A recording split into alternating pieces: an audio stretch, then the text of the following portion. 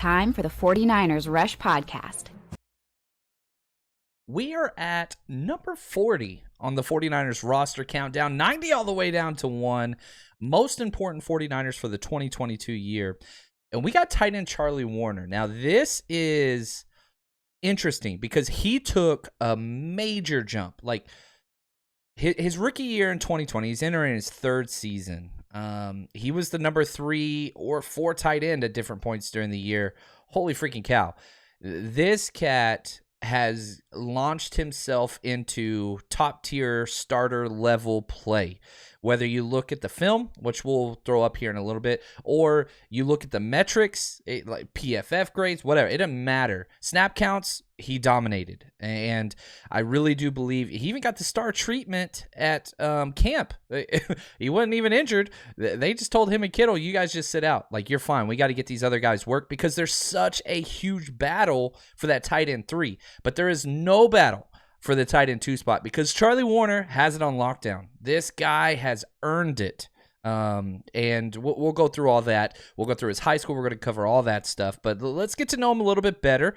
And as we go through, I've got, I think I put together about a 3-minute clip of his college playing days, which is fun. So I'll put that up now. This was way back before Patreon, before we even started a Patreon account, whenever we were just doing, clips and whatever else. So I pieced those together for you. Now, he's wearing jersey number 89 for the 49ers, 6'5", 241. He's only 24 years old. Despite going into his third season, he's young, very, very young. He went to Rayburn County High School, the Fighting Wildcats. And if you've never been there, it's small. A little 2A school, about 600 total students in the high school, and it's right where Tennessee, South Carolina, and Georgia all intersect, just kind of up in the mountains right there. He has a degree in agribusiness, which this kid, he's country, man. He's country. And he and his brothers, and he was roommates with Jake Fromm at Georgia, they would go fishing or hunting almost every single day. In high school, they'd go hunting in the morning, then go to school and practice. Like, he's a hunter and a fisherman. It's just kind of who he is. So personal things, his dad and uncle and all these different people, very, very football family. It's just what they are. And so he was the receiver of the Charles Kent Woerner. I'm sorry, his full name is Charles Kent Werner, and he was a recipient of the John A. Addison Family Scholarship and the Peter and Kay Football Scholarship as well. And he's the nephew of the former Georgia All-American defensive back and College Hall of Fame inductee Scott Werner, who went on to play in the NFL as well. So he's got it in his background. There's no doubt about that. Now, if you look at what he was able to accomplish at his high school, dude, it's a small school, so it's always different. You got to look at that. He was the defensive player of the year. I mean, for the entire state of Georgia, defensive player of the year, and as a defensive back. But he did so much. He had 2,600 receiving yards in 4 seasons. He was all over the place. Caught 15 touchdowns as a senior. Like, he did it all. And he was the number 4 tight end nationally and number 11 prospect out of Georgia, coming out of high school. And I mean, this dude, it's unreal. And so whenever he caught on at Georgia, he was there for kind of the, renaissance, perhaps, when Georgia kind of took over. But if you go back to kind of what he grew up in, he has, 6 siblings. And he was one of the younger ones. And, whenever he was asked when he was drafted, kind of people he looked up to, whatever else, it's all his family. It's his brothers and sisters, and that's kind of what small-town country life's like. Those are the people that he looked up to. And he said, quote, without a doubt, they're the biggest influences in my life, end quote, talking about his brothers and how they would go turkey and hog hunting before school, which cracks me up. But that's just kind of what he brings. It's personality. And so him and Kittle, man, they are birds of a feather. Now, he doesn't have that, crazy, insane personality, but very, very similar to each other, just with kind of how they grew up and things like that. Now, if we go through his college transition, in 2016, Only started 2 games, but played in 12. Had 5 catches for 50 yards, but he was a blocker. That's just kind of who he was. And stop me if you heard this before.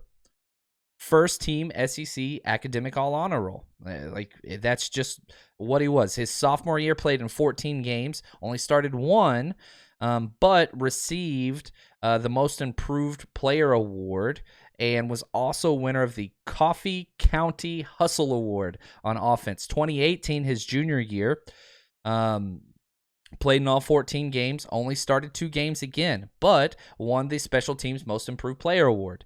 Then 2019, that's whenever it took over. Started all 14 games at tight end, only had 9 catches for 78 yards, but was the highest rated run blocker for any tight end in the country.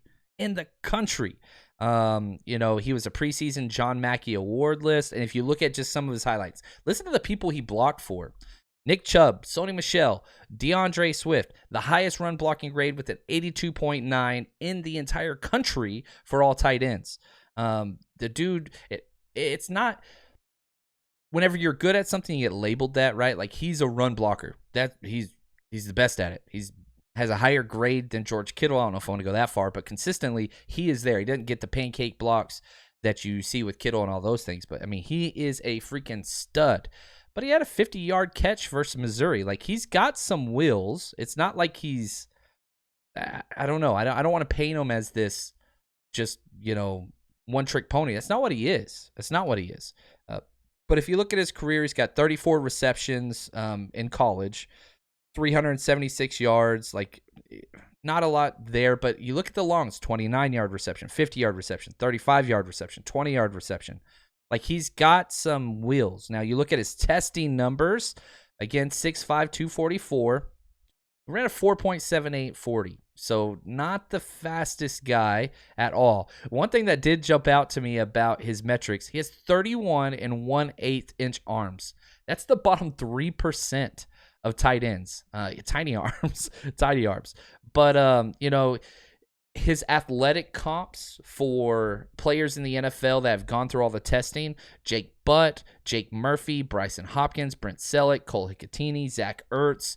That's the build. Now, what's funny about most of those guys, not all of them, they're usually kind of finesse tight ends, but that's not what he is. He is a blocking tight end in a finesse body, which is why he fell, because he doesn't have the huge size. The 49ers picked him in the 6th round, pick number 190. Now, the way they got him, Houdini. They Houdini'd him because they traded with the Eagles to go get him.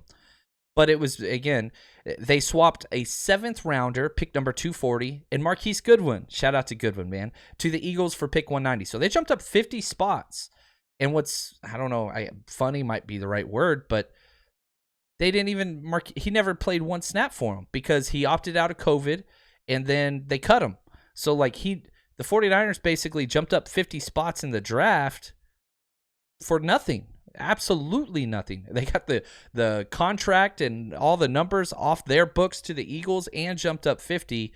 I mean, again, if you want to talk about front office moves, this one needs to be talked about because you got this player who you couldn't have got probably 50 picks later, and now he's, getting starter level snaps. Now, obviously, he's not going to pass George Kittle, but the 49ers run more 2 tight end sets than anybody in the NFL. So, while, yeah, some teams, the second tight end doesn't mean jack squat, for the 49ers, it means a hell of a lot. And he's been great. He's just been great. You look at, he's got 3 starts, but he's played in 31 games. And didn't really do much, going into his 3rd year. If you just look at snap rates, right? So in 2020, his rookie year, got 340 snaps. Last year, 2021, 685 snaps. So, literally, it's doubling. Saw an increase in both offensive snaps, special team snaps, all over the place. Now, if you look at what is he best at, okay? He's run blocking. He is the 6th best run blocking grade on the team. But if you just look at tight ends across the NFL, he's the 8th best run blocking tight end, according to Pro Football Focus. Ahead of George Kittle last year. They're close to each other. But that's what he brings.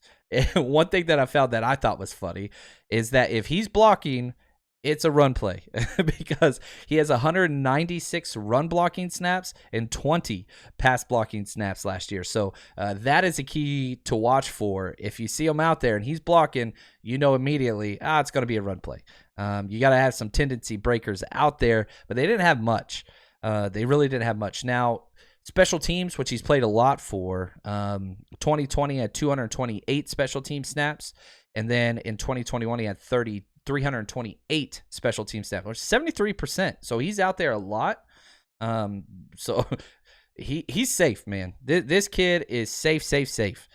Now, he only has 9 tackles on special teams, 8 catches in back-to-back years on 10 targets for 88 yards.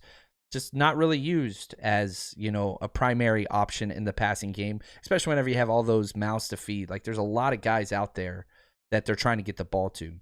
Best case, there's not really a worst case or a best case or most likely. They're all the same. He's tight end 2, and it's not going to change. Not going to change. I want to say thank you to Josh and Anthony for all their work. Incredible job on all the research, and we're just going to keep counting them down.